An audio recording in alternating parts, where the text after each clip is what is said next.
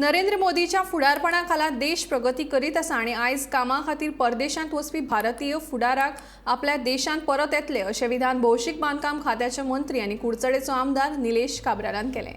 केपें वाठारांतले स्काउट आनी गायड हांच्या अंतर्गत आझादी का अमृत महोत्सव मोहिमे खाला प्रभात फेरी काडिल्ली।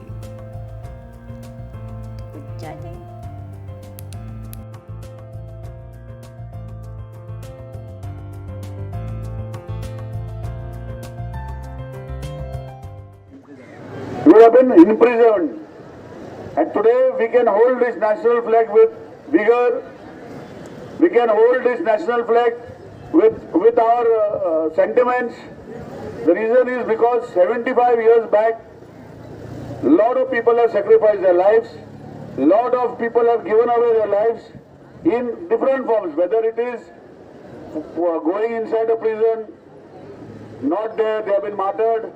That please keep yourself fit, keep yourself very fit to see, because the nation's progress is your progress. This nation, I have seen a lot of people wanting to go away from this nation.